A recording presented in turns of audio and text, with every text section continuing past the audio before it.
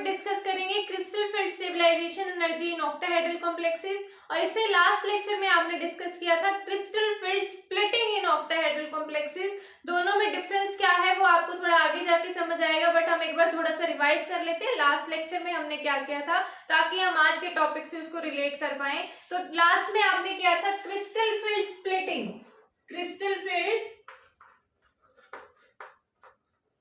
Splitting.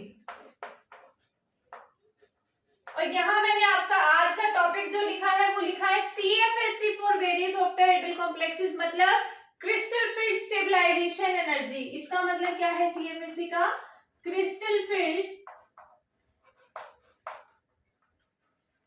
Stabilization energy, stabilisation energy. इसको भी अगर मैं शॉर्ट फॉर्म में लिखूंगी तो CFS की फॉर्म में लिख सकती हूँ।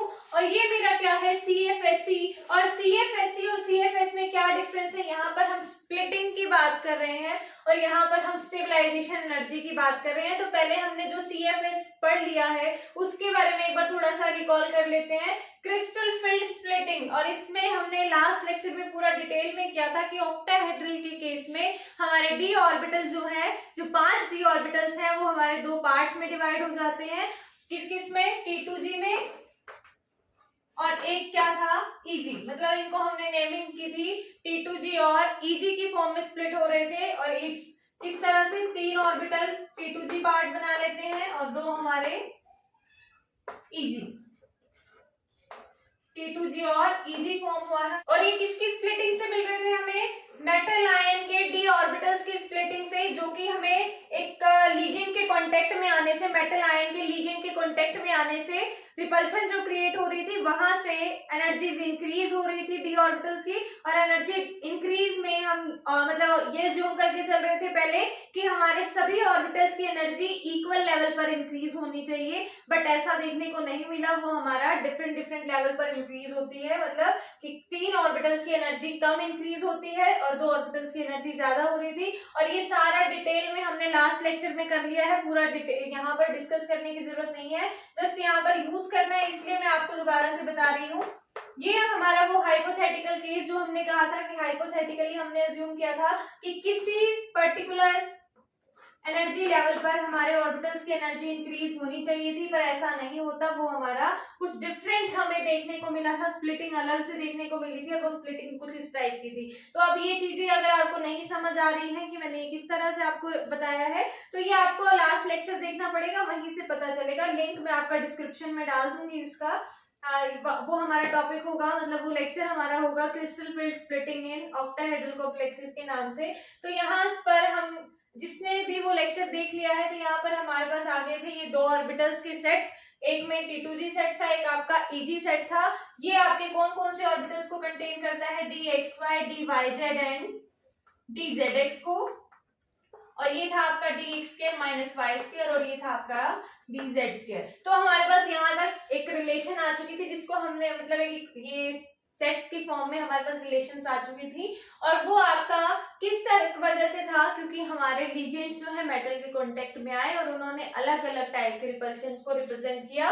तो यहाँ से आपने लास्ट में, जब मैंने वो लास्ट लेक्चर में आपको एक्सप्लेन कर रही थी, तो वहां पर मैंने आपको बताया था कि यहाँ से इस लेवल से इस लेवल तक की बीच के एनर्जी डिफरेंस को हम डेल्टा नोट से रिप्रेजेंट करते हैं, डेल्टा नोट से रिप्रेजेंट करते हैं, या डेल्टा ओ भी बोल सकते हो आप इसको। और इसको बोला जाता है crystal field splitting energy, crystal field splitting energy. तो ये आपकी है क्रिस्टल फील्ड स्प्लिटिंग एनर्जी। इसमें ये जो यहाँ पर डेल्टा ओ बोल रही हूं मैं, और एक मैंने लिखा है क्रिस्टल फील्ड स्टेबलाइजेशन एनर्जी, इनमें डिफरेंस आपको समझ आ जाना चाहिए।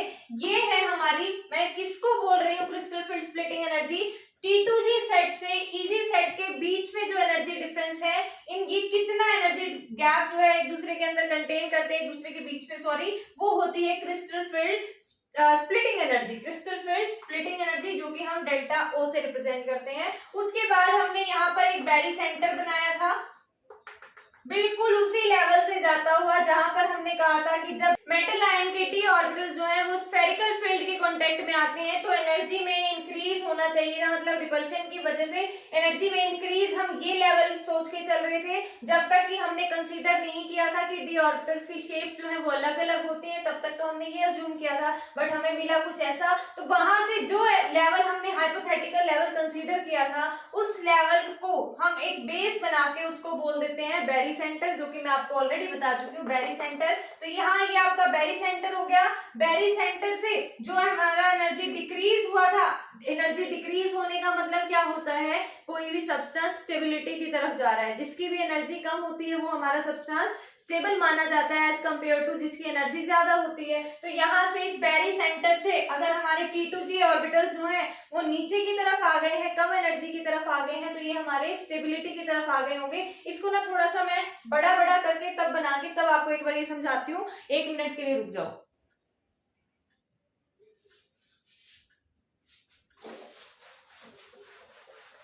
सिर्फ T2G और EG बनाऊंगी आपका। यहाँ देखिए, सपोज ये आपका T2G ऑर्बिटल हो गए, ये आपके EG ऑर्बिटल्स हो गए, ये आपका EG आ गया, ये आपका T2G आ गया, और आपको बार बार बताने की जरूरत नहीं पड़ेगी अब कि यहाँ पर DXY, YZ और ZX हैं। ये अंडरस्टूड है कि ऑक्टाहेड्रल के केस में कौन से 3 ऑर्बिटल अलग होते हैं, वो चीज आपको वैसे ही ध्यान रखनी है। और ये आपका EG हो गया, EG में कौन आता है, DX2 -Y2 और DZ2। और इसके इधर वाला जो कंसेप्ट है वो मैं आपका यहाँ पर ड्रॉ नहीं कर रही हूँ, वो आपके माइंड में ऑलरेडी होना चाहिए कि पहले जो भी मेटल आयन जिस स्टेट में था, मतलब मेटल आयन लिगेंड्स के कांटेक्ट में नहीं था, उसके पास एक पर्टिकुलर एनर्जी लेवल था डी ऑर्बिटल्स का, बट जैसे ही वो लिगेंड्स के कांटेक्ट में आता है तो उसका एनर्जी लेवल इंक्रीज हो जाता है। और वो एनर्जी लेवल हम पहले ये सोच के चल रहे थे कि सारे के सारे डीजनरेट हैं, डीजनरेट ना होके हमें क्या मिलता है, T2G और EG मिलता है। तो ये इस टाइप का ग्राफ होता है, वो आपको बार बार बनाने की जरूरत नहीं होती, वो यहाँ पर मैं आपको जस्ट अब बता, मतलब जो भी आज का टॉपिक हमारा है उसमें जस्ट आपको इतनी नॉलेज होना इनफ है कि T2G और EG में आपके ऑर्बिटल्स जो है वो स्प्लिट होने वाले हैं। तो आपके पास T2G और EG आ चुके हैं, इनके बीच में हमने यहाँ से यहाँ तक के एनर्जी लेवल को कहा था डेल्टा O, जिसको कि बोला जाता है crystal field splitting energy, crystal field splitting energy, और जो कि रिप्रेजेंट किया जाता है डेल्टा O से। उसके बाद यहाँ कहीं पे हमारा बैरी सेंटर होता है, सपोज यहाँ से वो लेवल था, तो यहाँ कहीं पे हमारा क्या है, बैरी सेंटर, बैरी सेंटर। और बैरी सेंटर से अगर एनर्जी डिक्रीज की तरफ जा रहा है T2G, that means energy decrease हो रही है, तो वहां पर कोई ना कोई स्टेबिलिटी आ रही है, और अगर स्टेबिलिटी आ रही है तो वो हमने कहा था कितना एनर्जी यहाँ पर आता है, 0.4 डेल्टा नोट, 0.4 डेल्टा नोट, या फिर आप बोल सकते हो 4dQ। ये मैंने आपको बता दिया है लास्ट लेक्चर में कैसे आते हैं। फिर उसके बाद ये बैरी सेंटर था, बैरी सेंटर से कुछ ऊपर एनर्जी पे हमें क्या मिल रहे हैं, EG ऑर्बिटल्स मिल रहे हैं। तो EG ऑर्बिटल्स अगर हायर एनर्जी रखते हैं बैरी सेंटर से, तो इसका मतलब वो और ज्यादा अनस्टेबिलिटी की तरफ जा रहे हैं, और अनस्टेबिलिटी की तरफ जा रहे हैं, दैट मीन्स यहाँ पर 6dQ, 6dQ बोल सकते हो आप, इसका एनर्जी लेवल इंक्रीज किया है, या फिर 0.6 डेल्टा O भी बोल सकते हो। तो यहां तक मैंने आपको लास्ट लेक्चर में सारा एक्सप्लेन कर दिया था। क्या था कि बैरी सेंटर से नीचे की एनर्जी जो है वो हमारा 0.4dQ एनर्जी गैप के साथ यहाँ पर आती है, और ये जो है हमारे दो ऑर्बिटल्स हायर एनर्जी लेवल पर गए हैं, ये 0.6 डेल्टा O या 6dQ की फॉर्म में हमारे एनर्जी गैप को मतलब अटेन करते हैं बैरी सेंटर से। ठीक है, अगर आपको ये चीज समझ आ गई है तो आज का टॉपिक अब आपका क्या है वो एक्सप्लेन कर देती हूँ। क्या है आपका topic, crystal field stabilisation energy. Crystal field stabilisation energy क्या होती है, देखिए अब ये ऐसा तो है नहीं T2G ऑर्बिटल है, EG ऑर्बिटल्स हैं, इनमें सभी में इलेक्ट्रॉन्स प्रेजेंट होंगे कोई जरूरी नहीं है। कुछ केसेस में हमारे सिर्फ T2G में ऑर्बिटल्स होंगे, EG खाली होगा। कुछ केसेस में हमारा क्या होगा, एक ही T2G में ऑर्बिटल होंगे, बाकी दो ऑर्बिटल्स हमारे खाली होंगे, 2 में होंगे, 3 में होंगे। वो कैसे केसेस डिसाइड होते हैं, आपके पास D ऑर्बिटल्स में कितने नंबर ऑफ इलेक्ट्रॉन्स हैं, आप जिस भी मेटल एटम की बात कर रहे हो उसके पास कितने नंबर ऑफ D ऑर्बिटल्स हैं, उसके बेसिस पर ही हमारी crystal field stabilisation energy decide की जाती है। और वो कैसे, अभी मैंने आपको बताया है कि बैरी सेंटर से नीचे के ऑर्बिटल्स में की अगर हम बात करेंगे तो वहां पर वो स्टेबिलिटी को अटेन करते हैं। कैसे? देखो यहां से हमने कहा स्टार्टिंग में metal ion Mn positive metal ion starting में जब था उस टाइम पे अगर लिगेंड के कांटेक्ट में नहीं था तो उसका एनर्जी लेवल यहाँ था, कोई भी वैल्यू है पर यहाँ था, ठीक है। जैसे ही वो लिगेंड्स के कांटेक्ट में आया रिपल्शन की वजह से एनर्जी उसकी इंक्रीज हो गई। एनर्जी इंक्रीज हुई दैट मींस वो अनस्टेबल हो गया। अनस्टेबल होने के बाद फिर उसके बाद उसने देखा कि भाई यहाँ तो डी ऑर्बिटल्स की अलग अलग शेप है, तो अलग अलग शेप होने की वजह से यहाँ पर एनर्जीज जो है कभी हमारा कुछ ऑर्बिटल्स की एनर्जी डिक्रीज हो जाती है इस लेवल से एनर्जी डिक्रीज हो जाती है, कुछ इस लेवल से एनर्जीज इंक्रीज हो जाती हैं। तो जो इस लेवल से डिक्रीजिंग एनर्जी की तरफ है वो स्टेबिलिटी को अटेन कर रहा है, स्टेबिलिटी की तरफ जा रहा है। ये नहीं कहेंगे कि स्टेबल हो गया बट स्टेबिलिटी की तरफ जा रहा है। और यहाँ से ऊपर एनर्जी में अगर इलेक्ट्रॉन्स जाएंगे तो उस टाइम पे वो अनस्टेबिलिटी की तरफ जा रहे हैं, ठीक है। ये चीज समझ आना सिर्फ जरूरी है आज के टॉपिक में, अदरवाइज और कुछ नहीं है। अभी तक मैंने जो बताया वो पिछले लेक्चर का ही रिपीट किया है। अब जो चीज बता रही हूँ अगर आपको ये कंसेप्ट समझ आ गया तो उसके बाद आपको कुछ नहीं करना। आधे घंटे का लेक्चर होने वाला है बट उसमें चलेगी यही चीज। हमें जस्ट डिफरेंट एग्जांपल्स लेने हैं। ऐसा नहीं है कि कुछ नया कंसेप्ट नहीं आएगा, उसमें आएंगी कुछ नई चीजें भी, बट अगर आपको ये चीज क्लियर है तो आप इजीली उसको कर पाओगे। तो यहाँ पर क्या कहा कि जैसे ही लिगेंड्स के कांटेक्ट में आने से रिपल्शन की वजह से एनर्जी इंक्रीज हुई थी बट T2G उससे कम लेवल पे चला गया तो वो स्टेबिलिटी को अटेन करने लग गया और EG हमारा अनस्टेबिलिटी को अटेन करने लग गया, ठीक है। अब क्या है, मैंने कहा कि जरूरी नहीं है कि हमारे सभी ऑर्बिटल्स में इलेक्ट्रॉन्स हों। कुछ है ऑर्बिटल्स हमारे यहाँ पर खाली भी हो सकते हैं, कुछ एक में इलेक्ट्रॉन्स भी हो सकते हैं। अब जिसमें इलेक्ट्रॉन्स प्रेजेंट होंगे, जिस भी ऑर्बिटल में किसी भी मेटल एटम की बात करो, अब आपके पास एक मेटल तो है नहीं ट्रांजिशन मेटल्स में, आपके पास different number of transition metals हैं, तो उन सभी ट्रांजिशन मेटल्स में different number of D electrons हैं। डी ऑर्बिटल्स में जो इलेक्ट्रॉन्स आने वाले हैं वो डिफरेंट नंबर्स हैं और वो डिपेंड करेगा कि जितने भी नंबर ऑफ इलेक्ट्रॉन्स हमारे डी ऑर्बिटल्स में आएंगे वो बताएंगे कि यहाँ पर स्टेबलाइजेशन एनर्जी ज्यादा है या स्टेबलाइजेशन एनर्जी कम है। वो एनर्जीज को स्टडी करना ही हमारा क्या है, क्रिस्टल फील्ड स्प्लिटिंग। तो देखो आपने पढ़ लिया, क्रिस्टल फील्ड की वजह से स्प्लिटिंग हुई, इतना तो आपने पढ़ लिया, बट उस स्प्लिटिंग के बाद स्टेबलाइजेशन कितनी आ रही है वो चीज आपने पढ़नी है और उसमें जितनी एनर्जी होगी वो चीज अगर आप उसको ओवरऑल कैलकुलेट करोगे तो वही होती है आपकी क्रिस्टल फील्ड स्टेबलाइजेशन एनर्जी। और वो डिपेंड किस पे करेगी, एक तो कितने नंबर ऑफ डी इलेक्ट्रॉन्स हैं, दूसरा यहां लिख ही देती हूँ, फर्स्ट तो आपका डिपेंड करेगा number of D electron, D orbital में कितने नंबर ऑफ इलेक्ट्रॉन्स हैं, दूसरा किस ऑर्बिटल में जा रहे हैं, मतलब विच ऑर्बिटल में प्रेफर, कौन से ऑर्बिटल में जा रहे हैं, तीसरा इनके बीच का जो ये एनर्जी गैप मैं आपको ऑलरेडी बता चुकी हूं, बैरी सेंटर से एनर्जी गैप, बैरी सेंटर से energy gap from barycentre लिख लो, एनर्जी गैप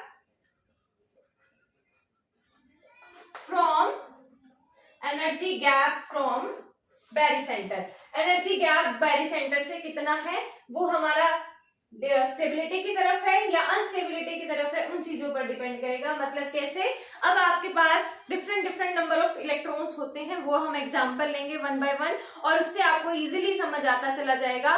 एक चीज आपको ध्यान रखनी है, अगर मैं जो भी इलेक्ट्रॉन्स नंबर ऑफ इलेक्ट्रॉन्स लूंगी अगर मैं वो T2G में फिल करूंगी तब तो मैं वो स्टेबिलिटी की तरफ जा रही हूँ। इसका मतलब मेरा जो मेटल एटम है वो स्टेबिलिटी की तरफ जा रहा है, मेटल एटम नहीं रहेगा वैसे अब, क्योंकि अब स्प्लिटिंग हो चुकी है, इसका मतलब लिगेंड्स के कांटेक्ट में आ चुका है। इसका मतलब यहाँ पर अब हम मेटल एटम की बात ना करके हम यहाँ पर कॉम्प्लेक्स की बात कर रहे हैं, कोऑर्डिनेटेड कॉम्प्लेक्स की बात कर रहे हैं। तो अगर हमारा T2G में इलेक्ट्रॉन्स फिल किए जाएंगे तब तो मेरा कॉम्प्लेक्स स्टेबिलिटी की तरफ जाएगा, और अगर मेरे EG में इलेक्ट्रॉन्स फिल किए जाएंगे तब मेरा जो कॉम्प्लेक्स है वो अनस्टेबिलिटी की तरफ जाएगा। समझ आया इतना? अगर ये चीज समझ आ गई है तो हम अपना टॉपिक अच्छे से स्टार्ट कर पा रहे हैं अब यहाँ के बाद से, क्योंकि मैंने जो बेसिक है वो आपको क्लियरली समझा दिया है। आपसे एग्जाम में ये चीजें तो नहीं पूछेंगे जो मैंने अभी तक लेक्चर में बताई है, पर अगर आपको ये चीज समझ नहीं आई है तो आप उसको एक्सप्लेन नहीं कर पाओगे। तो यहाँ तक अगर आपको समझ आ गया है तो आगे की तो 2-2 मिनट की चीजें हैं वो आप इजीली समझ पाओगे। तो स्टार्ट करते हैं। सबसे पहली पॉसिबिलिटी क्या हो सकती है हमारी कि जो डी ऑर्बिटल्स है या जो डी इलेक्ट्रॉन्स है हमारे में, कितने नंबर ऑफ डी ऑर्बिटल्स में इलेक्ट्रॉन्स आ सकते हैं? हमारे टोटल आ सकते हैं 10 इलेक्ट्रॉन, क्योंकि 5 ऑर्बिटल प्रेजेंट है, 5 डी ऑर्बिटल्स होते हैं और हर एक ऑर्बिटल्स में आप सभी को पता है हर एक ऑर्बिटल में 2 इलेक्ट्रॉन्स आ सकते हैं। तो 5 है तो 10 इलेक्ट्रॉन आ सकते हैं। तो पॉसिबिलिटीज क्या क्या बनती है? डी 1 2 3 4 5 6 7 8 9 10, तो 10 तक इलेक्ट्रॉन्स आ सकते हैं। हम 1 से स्टार्ट करेंगे और 10 तक जाएंगे। तो अगर हमारा ऑर्बिटल कह रही हूँ मेटल एटम के पास एक ही डी इलेक्ट्रॉन है तो D1, दूसरा हम पॉसिबिलिटी करेंगे D2, इसी तरह से हम जाते जाएंगे। पहले करते हैं हम D1 की बात। तो D1 के केस में क्वेश्चन आता है कि एक ही इलेक्ट्रॉन है उसको हम कौन से ऑर्बिटल में फिल करें।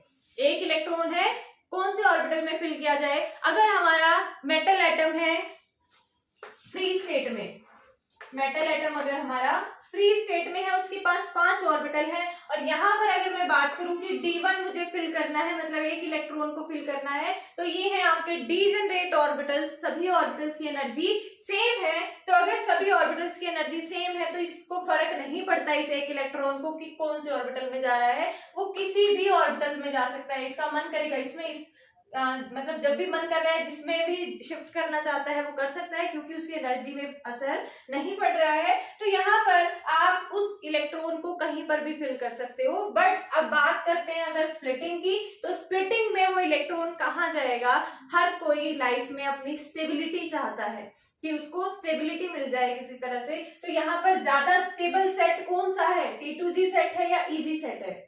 2 सेट्स बने हुए हैं ना डी ऑर्बिटल्स के। अब डीजेनरेट नहीं है, अब यहाँ पर 2 सेट बने हुए हैं, एक T2G एक आपका EG। तो इलेक्ट्रॉन कहाँ जाना प्रेफर करेगा?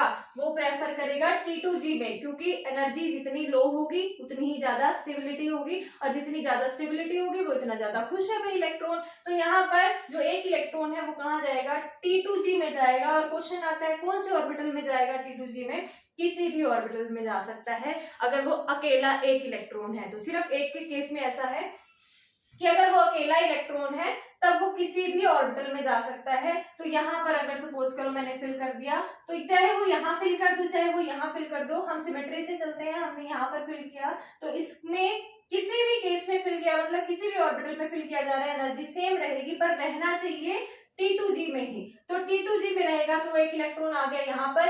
अब बात करते हैं CFSE की, मतलब क्रिस्टल फील्ड स्टेबलाइजेशन एनर्जी की। D1 के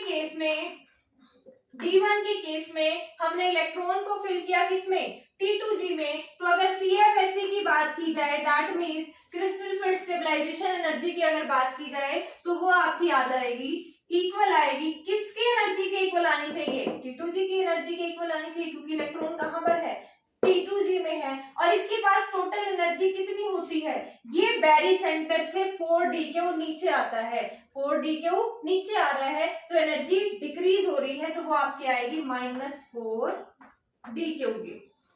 -4d के बैरी सेंटर को हमने कहा था 0 बेस बना के चलेंगे, एनर्जी डिक्रीज कर रही है, तो यहाँ पे 4d डिक्रीज हुई थी तो -4d का मतलब 4d का यहाँ पर डिक्रीमेंट हुआ है।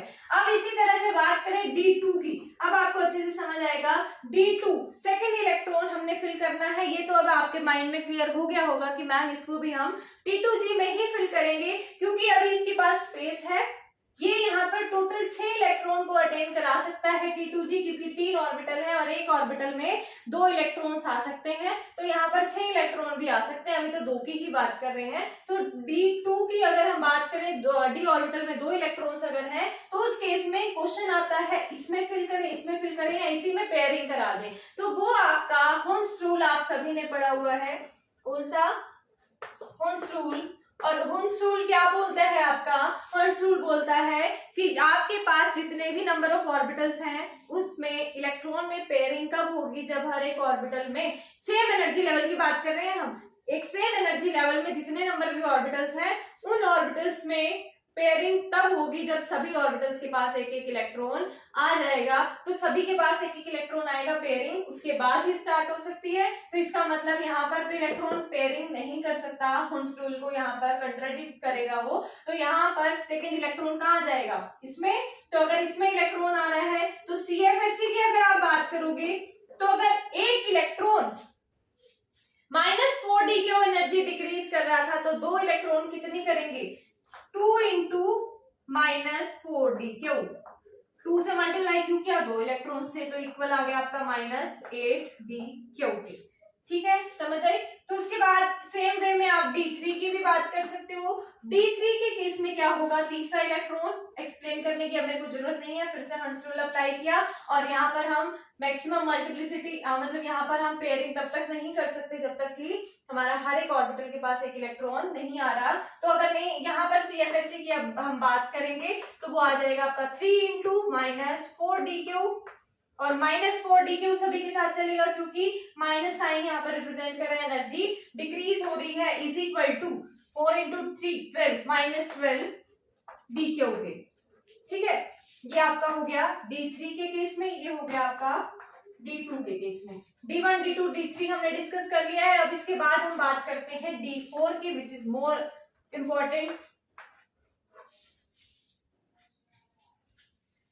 यहां देखिए, अब बात करते हैं D4 की। अभी मैंने कहा था मैम कि यहाँ पर तो T2G है, T2G 6 इलेक्ट्रॉन्स को फिल कर सकता है अपने अंदर, तो 6 इलेक्ट्रॉन्स को ऑक्यूपाई तो कर सकता है ये, बट क्या ये इलेक्ट्रॉन हम पहले क्या करते थे जब इसके D के 5 ऑर्बिटल्स थे, मतलब फ्री स्टेट में जब मेटल एटम था तब उस टाइम पे हम 5 ऑर्बिटल्स को एक एक इलेक्ट्रॉन्स देते थे ना, उसके बाद पेयरिंग स्टार्ट करते थे। तो यहाँ पर अब क्या है कि ये हमने 3 ऑर्बिटल्स तो देखे हैं T2G में, 2 ऑर्बिटल्स देखे हैं EG में। अभी हमने कहा था भाई हुंस रूल ने तो सेम एनर्जी लेवल पे बात की थी कि सेम एनर्जी लेवल पे अगर कोई भी हमारे ऑर्बिटल्स हैं तो उसमें पहले सिंगली ऑक्यूपाइड किया जाएगा, उसके बाद पेयरिंग स्टार्ट होगी। तो यहाँ पर सेम एनर्जी लेवल ही है, तो सेम एनर्जी लेवल के पास वैसे तो टेंडेंसी है क्या कि अपने इलेक्ट्रॉन को पेयर करना स्टार्ट कर दे, पर यहाँ पर 2 पॉसिबिलिटी बनती है। बहुत इंपॉर्टेंट है, समझ के चलना, क्योंकि एग्जाम में ये कभी नहीं पूछेगा, आपसे पूछेगा तो वो डायरेक्ट के ही पूछेगा। तो यहाँ से D1 D2 D3 की हमने समझ लिया। अब D4 में मैंने कहा 2 पॉसिबिलिटी बनती हैं। 2 पॉसिबिलिटीज क्या क्या बनती हैं, पहली पॉसिबिलिटी तो ये है कि जो चौथा इलेक्ट्रॉन है वो यहीं पे पेयरिंग कर जाए। ठीक है, पहला तो ये है कि यहाँ पर पेयरिंग कर जाए। दूसरी पॉसिबिलिटी क्या है कि ये पेयरिंग ना करके EG में एक इलेक्ट्रॉन को शिफ्ट कर दे। जब ये EG में शिफ्ट हो जाएगा तो यहाँ से गायब, हमारे पास 3 इलेक्ट्रॉन, यहाँ पर एक इलेक्ट्रॉन EG में चला गया। तो ये कब होगा, कब मतलब ऐसा कब होगा कि यहाँ पर ही पेयरिंग कर जाए, और ऐसा कब होगा कि ये हमारा EG में शिफ्ट कर जाए। तो उसकी पॉसिबिलिटीज देखो। अब यहाँ पर देखो 2 टाइप की एनर्जीज काम करेंगी। कौन से 2 टाइप की एनर्जी, एक तो आपकी काम करेगी डेल्टा O वाली। डेल्टा O क्या थी, crystal field splitting energy, crystal field splitting energy. एक तो ये काम करेगी, दूसरा यहाँ पर काम करेगी पेयरिंग एनर्जी। कौन सी energy, pairing energy, pairing energy जो कि हम रिप्रेजेंट करते हैं P से।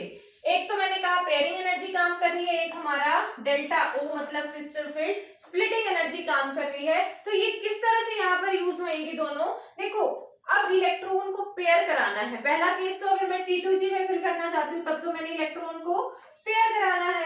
पेयर कराने में भी हमारा जो इलेक्ट्रॉन्स की जो पेयरिंग होती है ना, उसमें भी एक एनर्जी यूज होती है, उसी को बोलते हैं पेयरिंग एनर्जी। पेयरिंग एनर्जी और डेल्टा O में भी तो एनर्जी ही लगी थी ना कि इनको स्प्लिट करने में भी तो यहाँ पर किसी न किसी एनर्जी का यूज हुआ है, वो आपकी क्रिस्टल फील्ड स्प्लिटिंग एनर्जी है। तो यहाँ पर 2 पॉसिबिलिटीज कैसे बनेंगी, डेल्टा O हो सकता है ज्यादा हो पेयरिंग एनर्जी से, दूसरी पॉसिबिलिटी क्या हो सकती है, पेयरिंग एनर्जी ज्यादा हो डेल्टा O से। तो यहाँ पर किस तरह से पेयरिंग एनर्जी की वैल्यू कुछ ना कुछ है, मतलब सपोज करो P की वैल्यू है कुछ X वैल्यू और P डेल्टा O की वैल्यू है Y, कुछ ना कुछ तो वैल्यू रखते ही होंगे ना। पेयरिंग इन इलेक्ट्रॉन को पेयर कराने में अगर ज्यादा एनर्जी चाहिए किसके कंपैरिजन में, उसको स्प्लिट करा के दूसरे मतलब मतलब सेट में पहुंचाने के लिए या इजी सेट में पहुंचाने के लिए उसके कंपैरिजन में पेयरिंग एनर्जी मुझे ज्यादा लगानी पड़ रही है।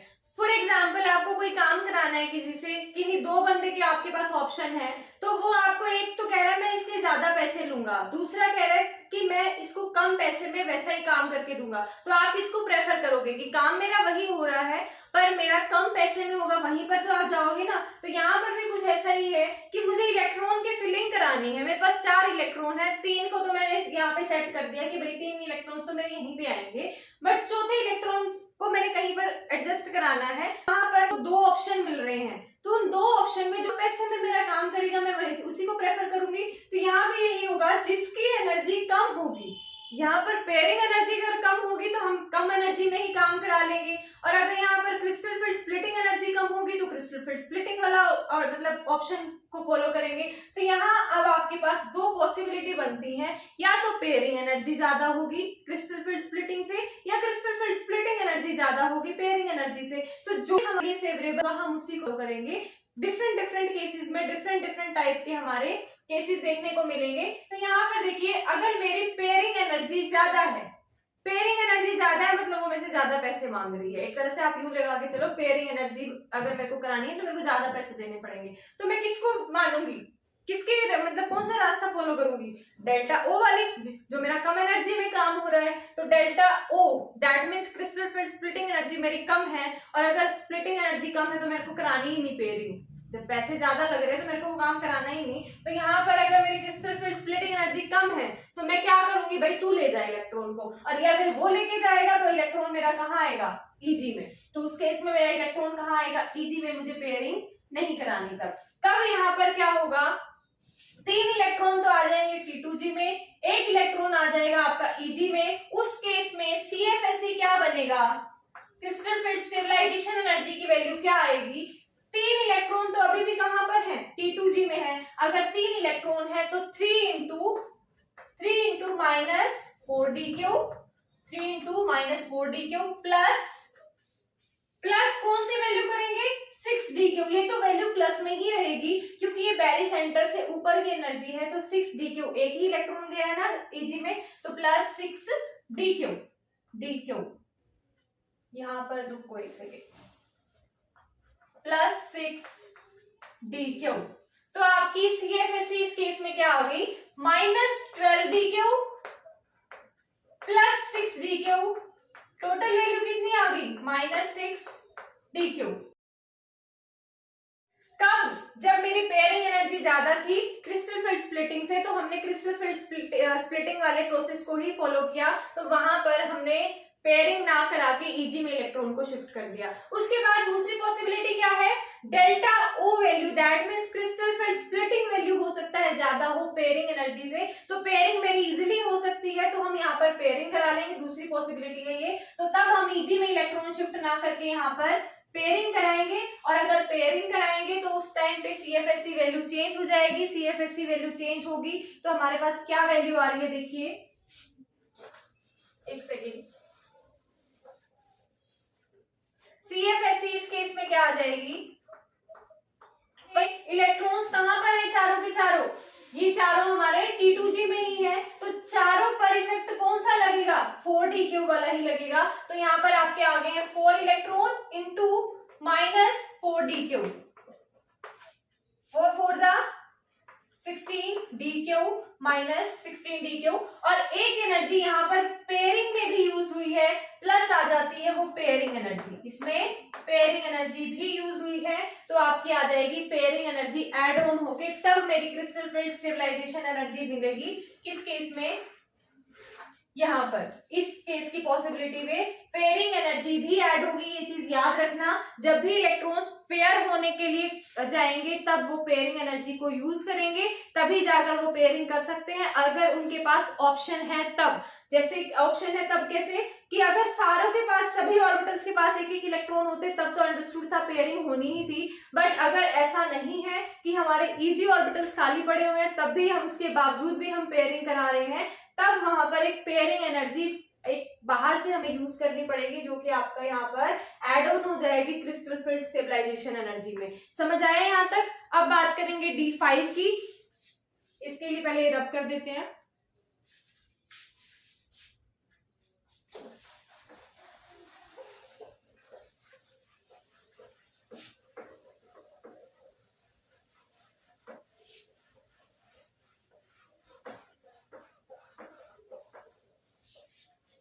D5 क्या, इससे पहले आपकी एक बहुत इंपॉर्टेंट चीज रह गई, जो इस टॉपिक का मेन पार्ट था वो तो रह ही गया।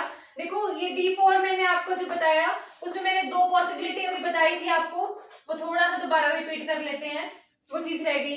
देखो क्या था कि मैंने कहा डेल्टा O ग्रेटर हो सकता है P से, या फिर P ग्रेटर हो सकता है आपका डेल्टा O से। तो ये दो पॉसिबिलिटी थी। अब उसका CFSE मैंने आपको कैलकुलेट करके बताया, और इसमें सबसे इंपॉर्टेंट चीज जो आपको ध्यान रखनी चाहिए वो ये है कि डेल्टा O ग्रेटर था, P हमारा कम था, तब क्या हो रही थी, पेयरिंग तब हुई थी पेयरिंग। और उस केस में मतलब उन लिगेंड्स में जो लिगेंड्स ऐसा कर पाते हैं कि पेयरिंग करा देते हैं, तो उनको बोला जाता है स्ट्रॉन्ग फील्ड। मैं यहां लिख देती हूँ, आप इजीली रिलेट कर पाओगे। स्ट्रॉन्ग फील्ड, और इनको बोला जाता है लो स्पिन कॉम्प्लेक्सेस बनते हैं उसके, और स्ट्रॉन्ग फील्ड बोला जाता है। साथ ही साथ अगर पेयरिंग एनर्जी ज्यादा हो, डेल्टा O हमारा कम हो, उस केस में पेयरिंग नहीं होती, इलेक्ट्रॉन कहाँ जाता है, Eg में जाता है। अगर इलेक्ट्रॉन Eg में शिफ्ट होता है उस केस को बोला जाता है वीक फील्ड। घबराओ मत, अभी बताऊंगी कैसे याद रखना है। वीक फील्ड, और उसके बाद उसको साथ के साथ बोला जाता है हाई स्पिन।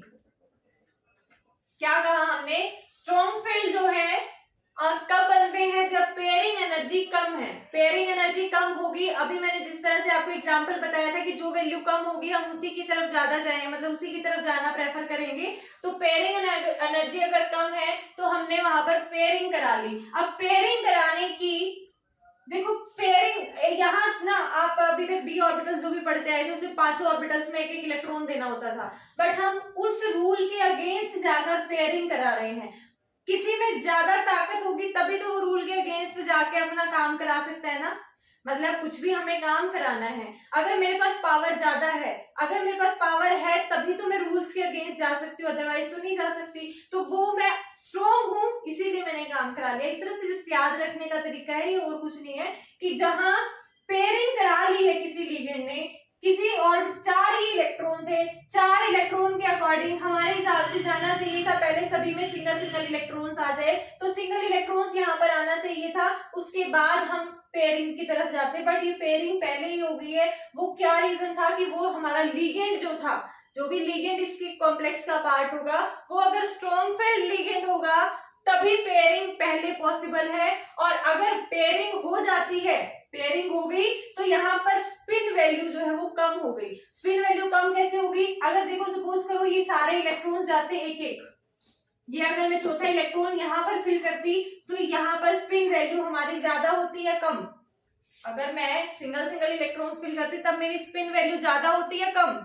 आप सभी को पता होना चाहिए कि स्पिन वैल्यू जो है वो सिंगली ऑक्यूपाइड इलेक्ट्रॉन्स की ज्यादा होती है। पेयरिंग में जाने की वजह से जैसे ही ये इलेक्ट्रॉन पेयरिंग में गए दूसरे की स्पिन वैल्यू को कैंसिल कर देते हैं, क्योंकि प्लस हाफ माइनस हाफ आप सभी पढ़ चुके हो, तो ये कैंसिल हो जाएंगी। तो स्पिन वैल्यू जो ज्यादा होनी चाहिए थी वो हमारी कम हो गई है, तो ये लो स्पिन कॉम्प्लेक्स बनाएंगे और स्ट्रॉन्ग फील्ड लिगेंड बनाएंगे। ठीक है, अब बात करें दूसरे केस की, तो दूसरे केस में क्या है, डेल्टा O वैल्यू कम है, दैट मींस स्प्लिटिंग एनर्जी जो है वो कम है। तो स्प्लिटिंग एनर्जी कम है तो हमारा इलेक्ट्रॉन स्प्लिट होके कहां चला जाएगा, Eg में, और अगर इलेक्ट्रॉन स्प्लिट होके चला गया है दैट मींस इसमें इतनी टेंडेंसी नहीं थी, जो लिगेंड अब यहाँ पर पार्ट रहेगा तो उस टाइम पे उस लिगेंड में इतनी टेंडेंसी नहीं होगी कि वो पेयरिंग करा पाए। तो वो पेयरिंग नहीं अगर करा पाता है तो वो हमारा वीक फील्ड लिगेंड है, दैट मींस उसकी फील्ड जो है, उसकी स्ट्रेंथ जो है वो वीक है। तो यहाँ इस केस में आपका लिगेंड क्या होगा, वीक फील्ड लिगेंड होगा, और साथ ही साथ हाई स्पिन कॉम्प्लेक्स बनेंगे, क्योंकि इलेक्ट्रॉन्स हमारे अनपेयर्ड रह गए तो हाई स्पिन कॉम्प्लेक्स बनेंगे। ये तो था यहाँ पे समझने के लिए। अब आगे आप इसको किस तरह से यूज करोगे इस कंसेप्ट को, बहुत इंपॉर्टेंट कंसेप्ट है। जब भी आपके सामने कोई भी लिगेंड दिया जाएगा, मेटल एटम दिया जाएगा, तो आपको वो लिगेंड्स की एक ट्रेंड होता है, इलेक्ट्रोकेमिकल सीरीज के नाम से जानते हो आप उसको, उस ट्रेंड से आप ये तो याद रख लोगे कि ये स्ट्रॉन्ग फील्ड लिगेंड है या वीक फील्ड लिगेंड है, आप उसको याद करोगे। तो उसके बाद अगर आपको पता है स्ट्रॉन्ग फील्ड लिगेंड है, स्ट्रॉन्ग फील्ड लिगेंड है, तो आपके माइंड में ऑटोमेटिकली आ जाना चाहिए कि यहाँ तो पेयरिंग हमें करानी है। आप इस तरह से रिलेट नहीं करोगे, जैसे आप ये टॉपिक आपको करा रही है तो आपको बेस बनाने के लिए हो रहा है ना, बट आपके सामने आगे जब भी लिगेंड आएगा तो स्ट्रॉन्ग फील्ड लिगेंड होगा, तो आपके माइंड में उस टाइम पे आना चाहिए स्ट्रॉन्ग फील्ड लिगेंड है तो पेयरिंग कराएगा, और पेयरिंग कराएगा तो लो स्पिन कॉम्प्लेक्स बनेंगे। ये चीजें आपको रिलेट करनी है दोनों। इसी तरह से आपके पास वीक फील्ड लिगेंड है, तो वीक फील्ड लिगेंड है तो वो पेयरिंग नहीं कराएगा, इलेक्ट्रॉन्स ईजी में शिफ्ट हो जाएंगे, और इलेक्ट्रॉन्स ईजी में शिफ्ट होंगे तो हाई स्पिन कॉम्प्लेक्स बनेंगे। अब समझ आ गया होगा, तो ये बहुत इंपॉर्टेंट चीज थी और यही मैं बताना भूल गई। तो इसके बाद अब चलेंगे D5 की तरफ। तो D5 की केस में क्या है, पहले तो ये चौथा इलेक्ट्रॉन था, अब एक और इलेक्ट्रॉन आ गया है, उस इलेक्ट्रॉन के साथ भी सेम केस बनेगा, और इसी तरह के केस बनेंगे, पूरा डिटेल में फिर से नहीं बताऊंगी। हाई स्पिन और लो स्पिन कॉम्प्लेक्सेस ही बनते हैं D5 के केस में भी, और किस तरह से बनेंगे देखो। अब वही दो पॉसिबिलिटी, या तो हमारा क्रिस्टल फील्ड स्प्लिटिंग एनर्जी ज्यादा होगी या मेरी पेयरिंग एनर्जी ज्यादा होगी। क्रिस्टल फील्ड स्प्लिटिंग एनर्जी ज्यादा होगी तो पेयरिंग हो जाएगी। पेयरिंग अगर हो जाएगी तो यहाँ पर ये दो इलेक्ट्रॉन, जो 5 इलेक्ट्रॉन है ना, 3 इलेक्ट्रॉन तो यहाँ पर आएंगे ही, तीनों को कोई डिस्टर्ब नहीं कर सकता। तीनों की में के केस में कोई रोला भी नहीं आया था बीच में कि भाई हमें बीच में यहाँ पर फिल करें या यहाँ पर फिल करें, वो ऐसा कोई यहाँ पर ग्रजेस नहीं थे एक तरह से। तो यहाँ देखिए दो इलेक्ट्रॉन्स और आ गए, दो इलेक्ट्रॉन्स आने के बाद एक के लिए तो हमने केसेस पढ़ लिए, दूसरे के केस में भी सेम ही कंसेप्ट चलेगा। एक इलेक्ट्रॉन यहाँ पर फिल है, दूसरे इलेक्ट्रॉन को अगर पेयरिंग होनी है तो ये दोनों के दोनों इलेक्ट्रॉन आ जाएंगे, एक यहाँ पे एक यहाँ पे।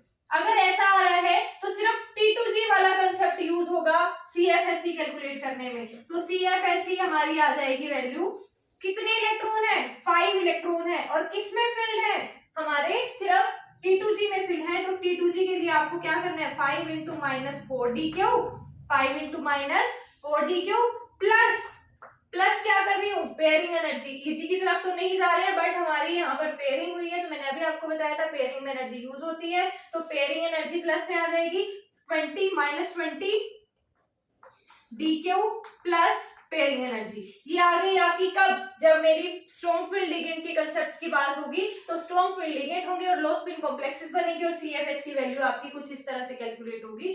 सेम चीज अगर आप डिस्कस करो कि पेयरिंग एनर्जी ज्यादा है, पेयरिंग एनर्जी ज्यादा है, पेयरिंग एनर्जी ज्यादा होगी तो हम पेयरिंग नहीं कराएंगे, तो हम किसकी तरफ जाएंगे, क्रिस्टल फील्ड स्प्लिटिंग की तरफ। और क्रिस्टल फील्ड स्प्लिटिंग की तरफ जाएंगे तो ये दो इलेक्ट्रॉन कहाँ फिल हो जाएंगे, ऊपर वाले इलेक्ट्रॉन्स सॉरी ऑर्बिटल्स में, और वहां पर भी पेयरिंग नहीं करानी है, हमें अलग अलग ऑर्बिटल में देने हैं। और अगर अलग अलग ऑर्बिटल में देने हैं तो यहाँ पर CFSE वैल्यू तब क्या आ जाएगी, CFSE वैल्यू आएगी, 3 इलेक्ट्रॉन तो आए हैं T2G में, तो 3 into minus 4DQ, 3 into minus 4DQ plus 2 electron कहाँ गए हैं, EG में। EG की एनर्जी क्या होती है 6DQ, तो 2 इंटू 6DQ, 2 इंटू 6DQ, तो यहाँ आ गया माइनस 12DQ प्लस 12DQ, और ओवरऑल आ जाएगा आपका 0। तो वैल्यू क्या आ गई आपकी CFSE की, क्रिस्टल फील्ड स्टेबलाइजेशन एनर्जी की वैल्यू आ गई आपकी 0। तो वीक फील्ड लिगेंड और स्ट्रॉन्ग फील्ड लिगेंड के केस किस तरह से बनते हैं वो मैंने आपको बता दिया D5 तक।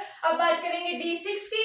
D6 में क्या पॉसिबिलिटी बन सकती है, D6 की देखो, पांचों इलेक्ट्रॉन एक तो ऐसे आ जाए, सेम यही पॉसिबिलिटीज बनेंगी, या तो ये हमारे 5 इलेक्ट्रॉन तो ऐसे आ जाए और छठा इलेक्ट्रॉन यहाँ पर पेयरिंग करेगा, ठीक है। एक इलेक्ट्रॉन की पेयरिंग तो ऑटोमेटिकली हो जाएगी, बट 2 इलेक्ट्रॉन्स का अभी भी पंगा है, ये 2 इलेक्ट्रॉन पेयरिंग में आएंगे या ऊपर फिल होने जाएंगे, तो वो चीज वही कंसेप्ट आएगा, पेयरिंग होगी या नहीं होगी। दो केस बनेंगे, एक स्ट्रॉन्ग फील्ड लिगेंड का, एक वीक फील्ड लिगेंड का, या तो हमारी डेल्टा O वैल्यू ज्यादा होगी या P वैल्यू ज्यादा होगी। P वैल्यू ज्यादा है तो हम डेल्टा O की तरफ प्रेफर करेंगे, तो यहाँ पर डेल्टा O की तरफ जाएंगे तो वीक फील्ड लिगेंड बनेंगे, वीक फील्ड लिगेंड बनेंगे तो हमारी पेयरिंग नहीं होगी, सिर्फ एक ही इलेक्ट्रॉन पेयर अप होगा, 2 इलेक्ट्रॉन पेयर अप नहीं होंगे। एक बार इसको रब करके दोबारा लिख लेते हैं फिर से, देखो क्या है।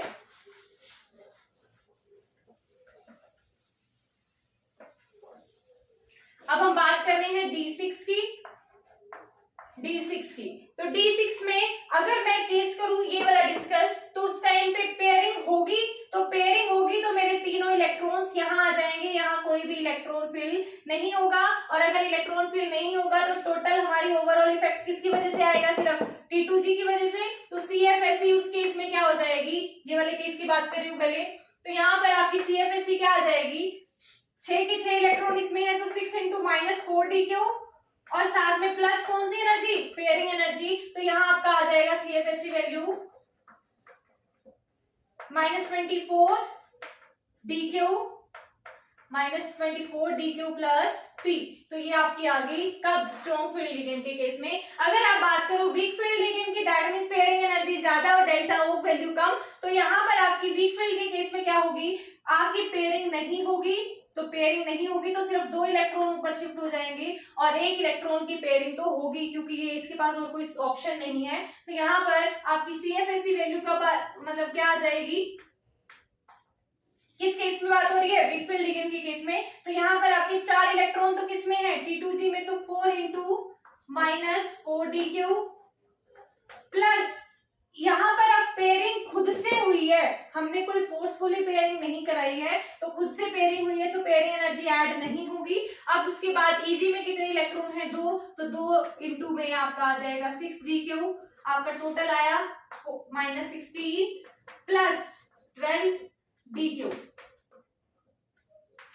16 माइनस आ गया आपका 4d3 रिजल्ट, तो आपकी एनर्जी आ जाएगी ये। इसी तरह से 7 और 8 के लिए भी 7 के लिए भी आप कर सकते हो, 2 ही केस बनेंगे, स्ट्रॉन्ग फील्ड लिगेंड और वीक फील्ड लिगेंड।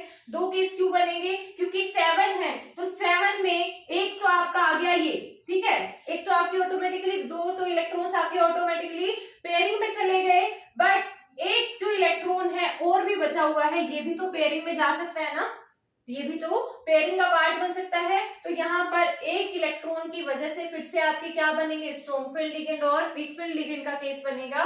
जिसको भी ये चीज नहीं समझ आ रही है ना, वो आप प्रैक्टिस करोगे तो आपको इजीली समझ आता चला जाएगा। यहाँ पर एक एक चीज करके दिखाऊंगी तो वो छोटे छोटे बच्चों वाला खेल हो जाएगा कि मैं हर एक छोटी छोटी चीज सॉल्व करके दिखा रही हूँ, मैं आपको कंसेप्ट बताती जा रही हूँ। अब आप मतलब आगे मैं CFSE वैल्यू भी कैलकुलेट नहीं करके बताऊंगी 7, 8, 9, 10 के लिए, आप खुद से ही करोगे।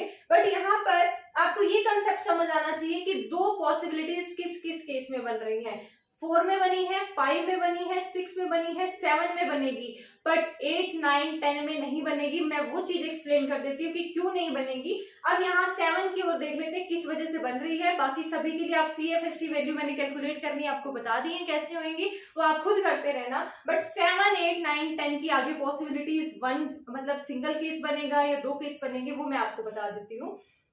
तो देखो 7 इलेक्ट्रॉन फिल करने हैं, 7 में 1, 2, 3, पहले 3 इलेक्ट्रॉन तो आपके फिक्स होते हैं। 1 सेकेंड, दोबारा रब करके फिर फिल करके दिखाती हूँ आपको। देखो क्या है, 1, 2, 3, इनकी तो हमारा कोई पंगा है ही नहीं, 3 इलेक्ट्रॉन्स तो ऐसे फिल हो जाएंगे। उसके बाद हमने कितने फिल करने हैं, 7, तो 3 के बाद अब क्वेश्चन आता है यहाँ पर हम पेयरिंग पहले करें या उनमें सिंगल इलेक्ट्रॉन्स पहले ऑक्यूपाई करें। तो यहाँ आप देख सकते हो 3, 4, 5 मैंने ऐसे फिल कर दिए। एक ये भी पॉसिबिलिटी है मेरी, यहाँ पर इलेक्ट्रॉन पेयरिंग, यहाँ इलेक्ट्रॉन पेयरिंग, यहाँ इलेक्ट्रॉन पेयरिंग, 6 तो हमारे यहीं पे आ जाए, एक आपका आ जाए यहाँ पर, ठीक है, एक पॉसिबिलिटी तो बनी ये। पर ये कब होगा कि एक ऑर्बिटल को खाली छोड़ के पहले हम यहाँ की पेयरिंग को प्रेफरेंस दें, तो ये कब होगा, स्ट्रॉन्ग फील्ड लिगेंड के केस में। स्ट्रॉन्ग फील्ड लिगेंड होगा तो एक वेकेंट पड़ा है तो पड़ा रहेगा, बट यहाँ पर पेयरिंग वो पहले करा लेगा। बट अगर नहीं है, पेयरिंग एनर्जी हमारी ज्यादा है, तो उस केस में यहाँ एक इलेक्ट्रॉन आ जाएगा और एक इलेक्ट्रॉन यहाँ होगा, 2 में पेयरिंग तो ऑटोमेटिकली हो ही जाएगी, क्योंकि अगर हम पांचों को एक एक इलेक्ट्रॉन देख भी देंगे तो ये 2 की तो पेयरिंग अपने आप ही हो जाती है।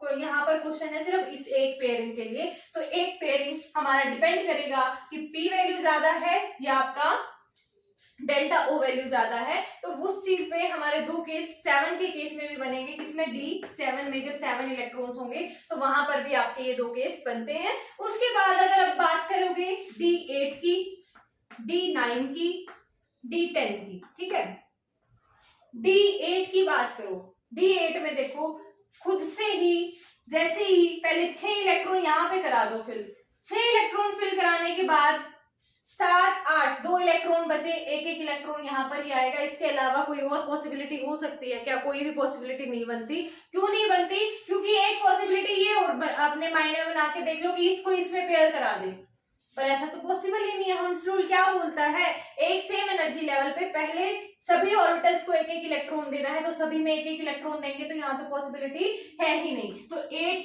D8 के केस में दो पॉसिबिलिटीज नहीं बनेंगी, तो एक ही पॉसिबिलिटी बन रही है, वो हमने यहाँ पर देख ली। D9 की अगर आप बात करोगे तो एक इलेक्ट्रॉन है, तो वो इलेक्ट्रॉन तो पेयरिंग करने यही जाएगा, या तो इसमें जाएगा या इसमें जाएगा, इन दोनों में से किसी में भी जा रहा है, फर्क नहीं पड़ता। अब क्योंकि D9 का ऐसे तो है नहीं कि यहाँ पहले पेयरिंग करा दी, मतलब यहाँ वाले की इलेक्ट्रॉन की पेयरिंग छोड़ के हम वो वहां शिफ्ट कर रहे हैं, ऐसा नहीं होगा, क्योंकि पहले इलेक्ट्रॉन कहाँ जाता है?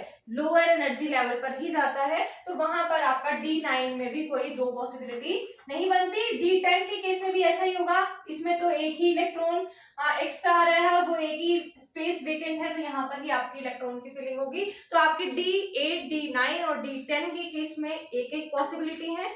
D1 D2 D3 इनके केस में भी एक एक पॉसिबिलिटी थी। D8 D9 D10 में भी एक ही पॉसिबिलिटी थी। दो पॉसिबिलिटीज किसमें बनी है? D4 में, D5 में, D6 में और D7 में, इन चार केसेस में बनी है दो पॉसिबिलिटीज। मतलब ये चार इलेक्ट्रॉनिक कॉन्फ़िगरेशंस, ये चार कॉन्फ़िगरेशंस ही हमारे दो टाइप के कॉम्प्लेक्स बनाते हैं। हाई स्पिन कॉम्प्लेक्स और लो स्पिन कॉम्प्लेक्सेस बनने के चांसेस इन्हीं दो में, इन्हीं चार में है। इनमें हमारे हाई स्पिन या लो स्पिन कॉम्प्लेक्सेस के केसेस नहीं बनते हैं, तो ये वाली आपकी बहुत इंपॉर्टेंट रहते हैं। अब इनकी ना एक एग्जांपल्स देख लेते हैं कि D1 का अगर एग्जांपल लें तो कौन सा एलिमेंट आ सकता है, D2 का, D3 का, D4 का। मैं आपको सारे एग्जांपल्स आपको बता देती हूँ एक बार, ये सारा रब कर रही हूँ, ये चीजें हमारी हो चुकी हैं। अब इसमें भी जो भी आपको समझ नहीं आया है वो मेरे से कमेंट सेक्शन में पूछ लेना, जहां से भी जो भी प्रॉब्लम आ रही है वो आपको।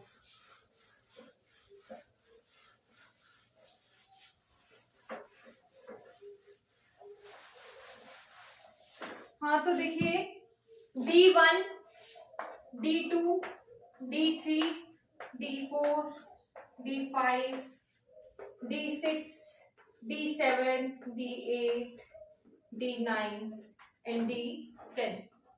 इन सभी के एग्जांपल्स आपको बता देती हूँ। जैसे यहां पर हो गया टाइटेनियम 3+, वेनेडियम 3+,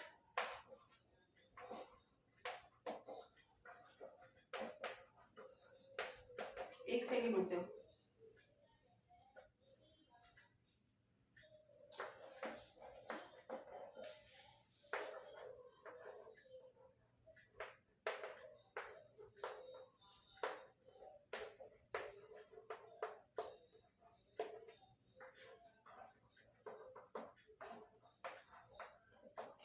ये आपके एग्जांपल्स हो सकते हैं मेटल आयंस के, मैंने लिख दिए हैं आपके सामने। देखो D1 में टाइटेनियम 3+, मतलब टाइटेनियम आयन, D2 में वेनेडियम आयन, D3 में क्रोमियम आयन, D4 में मैग्नीज आयन, D5 में आयरन, और यहाँ पर आपका आ गया D6 में कोबाल्ट, और D7 में कोबाल्ट का ही 2+, और D8 में निकल का 2+, और D9 में कॉपर 2+, D10 में जिंक 2+। अब मैंने ये आपको क्यों बताए हैं, ये आपसे कभी एग्जाम में नहीं पूछेगा इसके एग्जाम्पल बताओ, कि D1 के एग्जाम्पल बताओ, D2 के, D3 के, ये इस टाइप के एग्जाम्पल्स आपसे नहीं पूछेगा। बट ये मैंने आपको जस्ट इसलिए बताए हैं कि कई बार आपको एग्जाम में एग्जाम्पल्स जब कॉम्प्लेक्स बनाते हो ना, कॉम्प्लेक्स के एग्जाम्पल्स आपको याद नहीं आते हैं, इस वजह से मैंने आपको बताए हैं।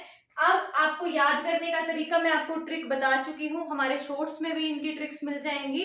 बट यहाँ आपको जस्ट क्या याद रखना है, ये देखो मैंने आपकी फर्स्ट ट्रांजिशन सीरीज के ही एलिमेंट्स लिखे हुए हैं सारे के सारे।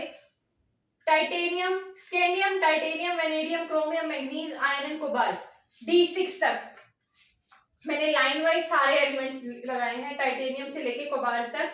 टाइटेनियम 3+ में vanadium, chromium, manganese, iron, cobalt सभी 3+ स्टेट में है। उसके बाद कोबाल्ट, आपका कोबाल्ट ही रिपीट हो रहा है, फिर 2+ स्टेट में आपके आ जाएंगे, और कोबाल्ट, निकल, कॉपर, जिंक आपको याद भी होगा, मतलब मैंने आपको वहां पर एक्सप्लेन भी कर रखा है शॉर्ट्स में कि साइंस टीचर वीना कुमारी मांगे फिरारी कोई नहीं कुछ जाने। जिसको नहीं भी पता वो एक बार जाके शॉर्ट्स में चेक कर लेना कि इसकी ट्रिक मैंने दी हुई है फर्स्ट ट्रांजिशन सीरीज को लर्न करने के लिए।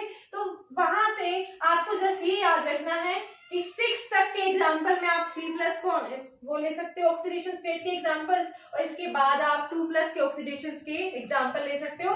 ये वैसे तो कोई फिक्स नहीं है कि आप यही एग्जाम्पल्स ले सकते हो, बट आपको एग्जाम में एकदम से कई बार याद नहीं आता है, तो उसके लिए मैंने जस्ट आपको बताया। तो ये एग्जाम्पल्स आपके हो सकते हैं।